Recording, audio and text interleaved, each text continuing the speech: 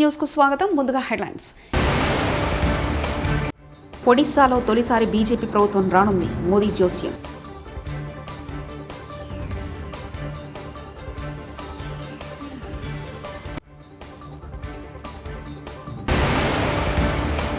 Graduate MLC ఎలక్షన్లో ప్రతిపక్షం వైపు నిలబడాలి. కేటీఆర్.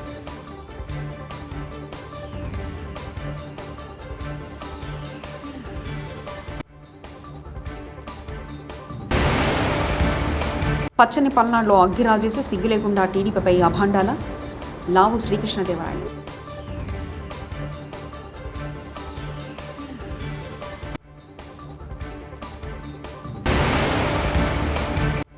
పల్నాడు జిల్లాలో నిర్వహించిన మీడియా సమావేశంలో పాల్గొన్న కలెక్టర్ మరియు జిల్లా ఎన్నికల అధికారి లత్కర్ శ్రీకేశ్ బాలాజీరావు.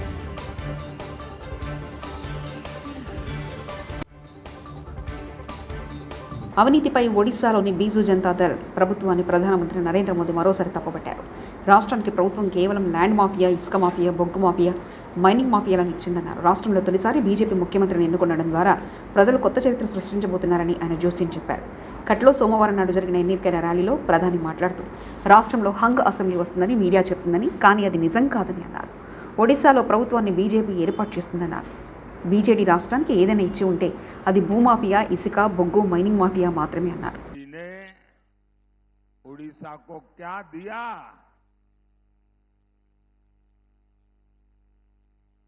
अगर बीजेडी ने उड़ीसा को दिया है तो लैंड माफिया दिया है, सैंड माफिया दिया है, कोल माफिया दिया है, माइनिंग माफिया दिया है और बीजेडी के विधायक और मंत्री 24/7 इसी में लगे हुए हैं. अब ऐसे में यहां इंफ्रास्ट्रक्चर का विकास संभव है क्या? संभव है क्या? यहां इन्वेस्टमेंट आ सकता है क्या? यहां रोजगार बन सकता है क्या? ప్రజాస్వామ్యం వరదిల్లాలంటే చైతన్య గడ్డ అయిన కొత్తగూడెం ప్రజలు ప్రతిపక్షం వైపు నిలబడాలని BRS working president Kalvakuntla Taraka Ramarao అన్నారు. వరంగల్, ఖమ్మం, నల్గొండ జిల్లా పట్టభద్రుల నియోజకవర్గ బీఆర్ఎస్ అభ్యర్థి ఏనుగుల రాకేష్ రెడ్డి విజయాన్ని కాంక్షిస్తూ కొత్తగూడెం క్లబ్లో సోమవారం పట్టభద్రుల ఆత్మీయ సమ్మేళనాన్ని నిర్వహించారు. మరొకటి, మన గౌరవ ప్రజాప్రతినిధులు స్థానిక సంస్థల్లో ఎంపీటీసీలు కానీ, జెడ్పీటీసీలు కానీ, మున్సిపల్ కౌన్సిలర్లు కానీ మీ వాదన స్థానిక సంస్థలు, స్థానిక ప్రభుత్వాల యొక్క మరి వాటి పరిస్థితుల గురించి చెప్పడానికి, వాటికి ప్రభుత్వం ఏదన్నా అన్యాయం చేస్తే ఫైనాన్స్ కమిషన్లోనో ఇంకోటో తమకు రావాల్సిన నిధులు సక్రమంగా వాటి గురించి ప్రస్తావించడానికి లోకల్ బాడీ ఎమ్మెల్సీలు ఉంటారు. మూడవది, ఎమ్మెల్యేల ద్వారా నేరుగా ఎన్నుకునే ఎమ్మెల్సీలు ఉంటారు. నాలుగవది, గవర్నర్తో నామినేట్ అయ్యే ఎమ్మెల్సీలు ఉంటారు. ఐదవది, టీచర్లు ఓటేసి గెలిపించే టీచర్ ఎమ్మెల్సీలు ఉంటారు. 5 కేటగిరీల్లో 40 మంది ఎమ్మెల్సీలు ఈరోజు శాసన మండలిలో కొలువు తీరుంటారు. నేను మీ అందరినీ కోరేది ఒకటే, కొత్తగూడెం మీరు మొన్ననే 6 నెలల కిందట కాంగ్రెస్ పార్టీకి అవకాశం ఇచ్చినారు. ఇవాళ రేవంత్ రెడ్డి గారి నాయకత్వంలో మరి ప్రభుత్వం కొలువు తీరింది, ప్రభుత్వం నడుస్తూ ఉంది. రేవంత్ రెడ్డి గారు, కాంగ్రెస్ నాయకులు, ఇక్కడ ఉన్న సిపిఐ ఎమ్మెల్యే గారు, వారి మిత్రపక్షం మీకు ఎన్ని హామీలు ఇచ్చినారో ఒక్కసారి గుర్తు తెచ్చుకోండి. ఇక్కడ కూర్చున్న వాళ్ళలో దాదాపు 90%, 95% మంది రైతు బిడ్డలే నేను అనుకుంటా ఉన్నాను. రైతు కుటుంబాల నుంచి వచ్చిన వాళ్ళే అని చెప్పి నేను అనుకుంటా ఉన్నాను.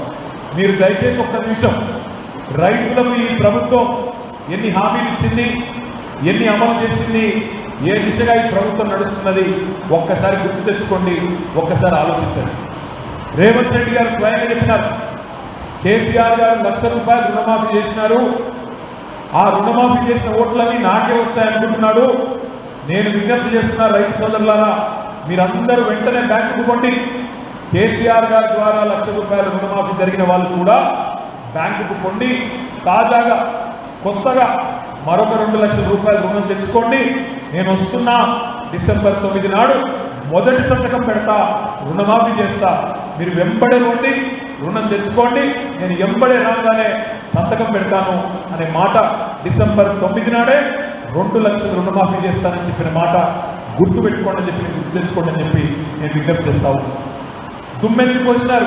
బెంగళూరు శివారు ప్రాంతంలో నిర్వహించిన రేవ్ పార్టీలో తనకు ఎలాంటి సంబంధం లేదని, తాను అసలు ఆ పార్టీలకు ఏనాడు వెళ్ళలేదని సినీ నటుడు శ్రీకాంత్ స్పష్టం చేశారు. ఈ విషయంపై ఆయన వివరణిస్తూ తన ఇంట్లో నుంచి ప్రత్యేకంగా వీడియోను విడుదల చేశారు. రేవ్ పార్టీలో పబ్లకు వెళ్లే సంస్కృతి తనది కాదని వెల్లడించారు.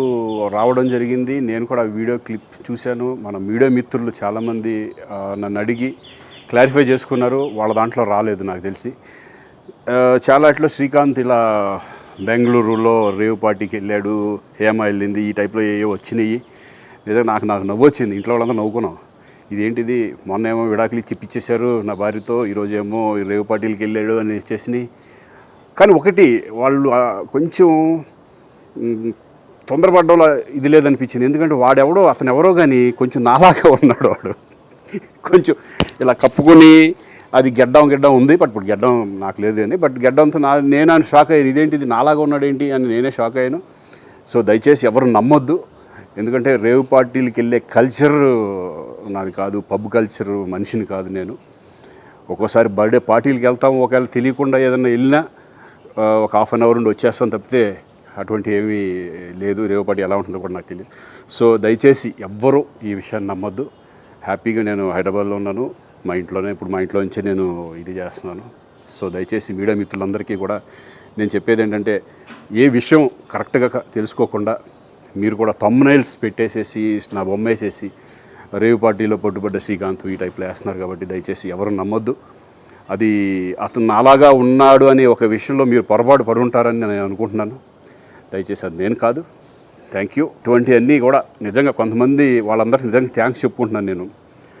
కొంతమంది మీడియా మిత్రులు నాకు డైరెక్ట్గా తెలుసు కాబట్టి వాళ్ళ ఫ్రెండ్స్ లాగా నన్ను ఇచ్చేస్తారు కాబట్టి వాళ్ళందరూ నన్ను డైరెక్ట్గా అడగడం, నేను చూసి ఇద్దరు నవ్వుకోవడం, వాళ్ళు వాళ్ళ దాంట్లో వేయకుండా చూశారు కొంతమంది. వాళ్ళందరూ కూడా నేను థ్యాంక్స్ చెప్పుకుంటున్నాను. దయచేసి ఇవన్నీ నమ్మొద్దు. పోలింగ్ రోజున పల్నాడులో జరిగిన హింసను తానే ప్రేరేపించినట్లు వైకాపా నేతలు తనపై దుష్ప్రచారం చేస్తున్నారని నరసరావుపేట తెలుగుదేశం ఎంపీ అభ్యర్థి లావు శ్రీకృష్ణదేవరాయలు ఆగ్రహాన్ని వ్యక్తం చేశారు. ఎస్పీ బిందు మాధవ్ కుటుంబంతో తమకు ఎలాంటి బంధుత్వం లేదని వైకాపా నేతలే ఉద్దేశపూర్వకంగా ఆరోపణలు చేస్తున్నారని మండిపడ్డారు. పల్నాడు హింసపై సిట్ అన్ని కోణాల విచారించాలని కోరారు. అల్లర్లలో తన ప్రమేయం ఉందని భావిస్తే ఛార్జ్ షీట్లో తన పేరు పెట్టుకోవచ్చని సవాల్ విసిరారు. ఈ వైపు నుంచి డెలిబరేట్గా ఒక మెసేజ్ని అయితే తీసుకెళ్ళడానికి ప్రయత్నిస్తూ ఉన్నారు.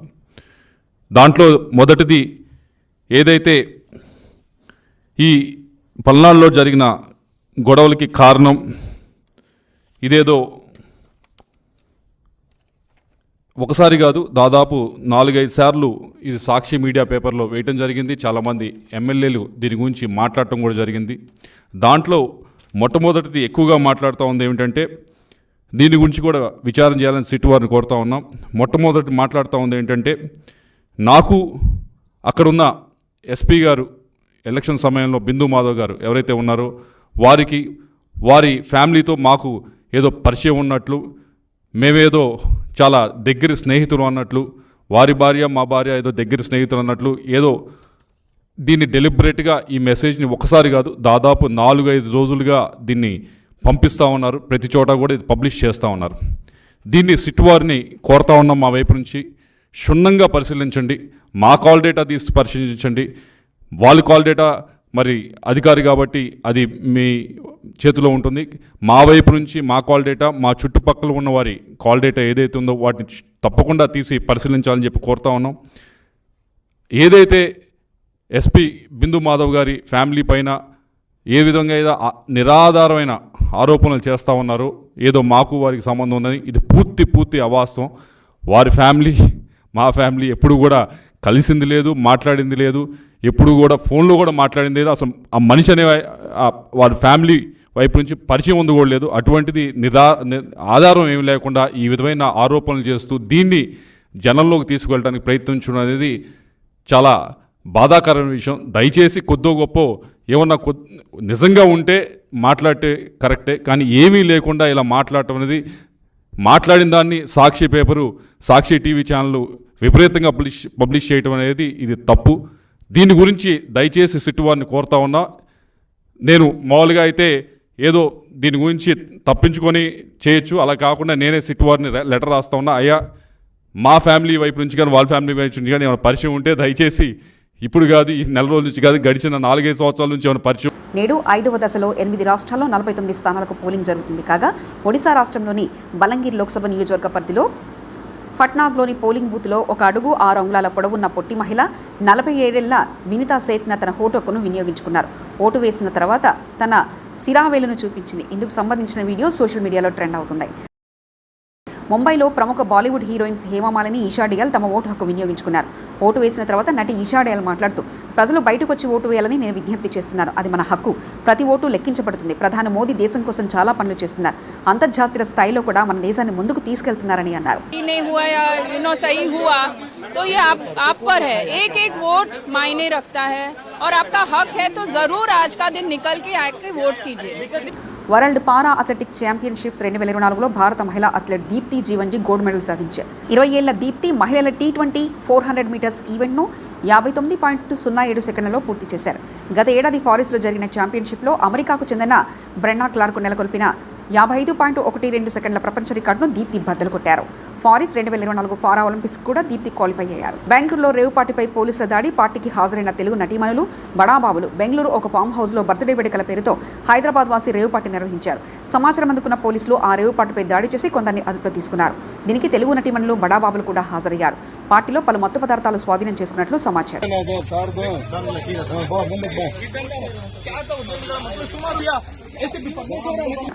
పల్నాడు జిల్లాలో నిర్వహించిన మీడియా సమావేశంలో పాల్గొన్నారు కలెక్టర్ మరియు జిల్లా ఎన్నికల అధికారి లత్కర్ శ్రీకేష్ బాలాజీరావు. ప్రత్యేకమైన పరిస్థితుల్లో పల్నాడు జిల్లాకు రావడం జరిగిందని, కౌంటింగ్లో ఎలాంటి అవాంఛనీయ సంఘటనలు చోటు చేసుకోకుండా చర్యలు చేపడతామన్నారు. జిల్లాలో అన్ని పోలింగ్ స్టేషన్లో సజావుగా ఎన్నికలు జరిగాయి. కొన్ని చోట్ల మాత్రమే జరిగిన పరిస్థితుల్లో ఇలాంటి సంఘటనలు ఎదుర్కోవాల్సి వచ్చింది. ఇప్పటివరకు పలువురుపై కేసు నమోదు చేయడం జరిగింది. 7 నియోజకవర్గాల్లో వైలెన్స్కి పాల్పడిన వారిపై చర్యలు తీసుకుంటాం. 7 అసెంబ్లీ నియోజకవర్గాలు, 1 పార్లమెంటుకు గాను 196 కౌంటింగ్ టేబుల్స్, 700 మంది సిబ్బందితో కౌంటింగ్ నిర్వహించిన పోలింగ్ రోజు జిల్లాలో 15,85,000 ఓట్లు పోలయ్యాయి. శాంతి భద్రతల దృష్ట్యా ఏర్పాటు చేసిన 144 సెక్షన్ జూన్ 5 వరకు కొనసాగిస్తున్నాం. జరగబోయే పరిస్థితులు బట్టి చర్యలు తీసుకుంటామంటూ తెలియజేశారు. సజాబ్గా నిర్వహించడము, పీస్ఫుల్గా కౌంటింగ్ పూర్తి చేయడము, కౌంటింగ్ తర్వాత కూడా ఎక్కడ అవాంఛనీయ ఘటనలు జరగకుండా చూడడము. డిస్ట్రిక్ట్ అడ్మినిస్ట్రేషన్, పోలీస్ అడ్మినిస్ట్రేషన్ అందరూ కలిసి ఈ పని చేయాల్సిన అవసరం ఉంటుంది. ఇప్పుడు ఒక సరదాగా ఒక విషయం చెప్పాలంటే, గతంలో కూడా నేను గుంటూరు జిల్లాలో, ఉమ్మడి గుంటూరు జిల్లాలో పని చేసి ఉన్నాను. అప్పుడు కూడా గుంటూరు మున్సిపల్ కమిషనర్గా వచ్చినప్పుడు ప్రత్యేకమైన కండిషన్స్లోనే రావడం జరిగింది. కొంతమంది మీ విలేకరులలో కూడా పాత వాళ్ళు ఉంటే 2018లో డైరియా వలన గుంటూరు టౌన్లో కొన్ని ఇది జరిగినప్పుడు తాత్కాలికంగా అప్పుడు ఉన్న గవర్నమెంట్ నాకు జాయింట్ కలెక్టర్ విజయనగరం నుంచి గుంటూరు కమిషనర్గా పోస్ట్ చేయడం జరిగింది. సో అప్పుడు కూడా కొన్ని ప్రత్యేకమైన కండిషన్స్ ఉండేవి. ఇప్పుడు కూడా కొన్ని ప్రత్యేకమైన కండిషన్స్లో గుంటూరు రావడం జరిగింది. సో ఒక సామ్యం ఈ 2 ఘటనలు ఉంది. ఇప్పుడు నేను ఇంతకుముందు జాయింట్ కలెక్టర్ డిఆర్ఓ దగ్గర నుంచి తీసుకున్న ఇన్ఫర్మేషన్ పరంగా మన జిల్లాలో దాదాపు అన్ని పోలింగ్ స్టేషన్లో చాలా చక్కగా పోలింగ్ జరిగింది. కొన్ని లొకేషన్స్లో సంఘటనలు జరిగాయి, చాలా అన్ఫార్చునేట్ ఇన్సిడెంట్స్. ఈ చిన్న లొకేషన్ కొన్ని 27 కేసెస్ వలన మొత్తం జిల్లాలో జరిగిన మంచి ఎలక్షన్ ప్రాసెస్కి ఒక చెడ్డ పేరు అనవసరంగా రావడం జరిగింది. అది చాలా చాలా దురదృష్టకరం. సో కనీసం ఇప్పుడు కౌంటింగ్ టైంలో మన జిల్లాకి మళ్ళీ చెడ్డ పేరు రాకుండా పని చేయాలని మన అందరూ కూడా, not only district administration staff మాత్రమే కాకుండా ఇప్పుడు మీడియా మిత్రులు కూడా మీ ద్వారా, ప్రజలు, అదేవిధంగా పొలిటికల్ పార్టీస్ ముఖ్యంగా వాళ్ళ కార్యకర్తలు, వాళ్ళ అందరికి కూడా నేను చేసింది అప్పీల్ అంటే, రాష్ట్ర వ్యాప్తంగా, దేశవ్యాప్తంగా మన జిల్లాకి ఒక చెడ్డ పేరు వచ్చేయడానికి మనం అందరూ కూడా కారణం. ఎవరు ఒక్కరి మీద మనం ఇది పడడానికి లేదు. కనీసం కౌంటింగ్ టైంలో అది జరగకుండా మనం అందరూ కూడా చూసుకుంటాము. దాంట్లో అందరూ సహకరించాలి. దాంట్లో అందరూ కూడా ఈ ప్రజాస్వామ్యంలో ఉన్నటువంటి ఒక పెద్ద ఇది ఒక పర్వం, దాంట్లో భాగస్వామ్యం అయి కోఆపరేట్ చేయాలని కోరుకుంటున్నాను. ఇప్పటివరకు జరిగిన వైలెన్స్ కేసెస్ ఏదైతే బుక్ అయ్యాయి దానికి కూడా త్వరితగతిన అన్ని ఛార్జ్షీట్ పుటప్ చేయడం కానీ, పోలీస్ ద్వారా దానికి పర్సివేషన్ చేయడం అది చేసుకుంటాము. ఒడిశాలో తొలిసారి బీజేపీ ప్రభుత్వం రానుంది, మోదీ జోస్యం.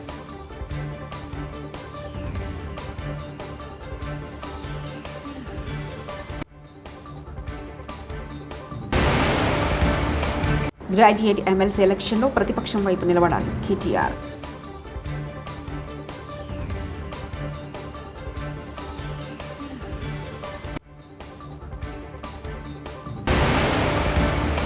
పచ్చని పల్నాడులో అగ్గిరాజేసి సిగ్గు లేకుండా టీడీపీపై అభాండాల. లావు శ్రీకృష్ణదేవరాయలు.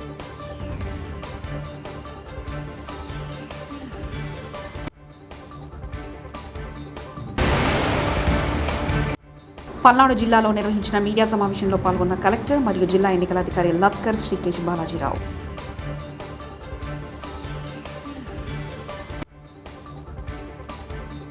ఇవి బులెటిన్ విశేషాలు.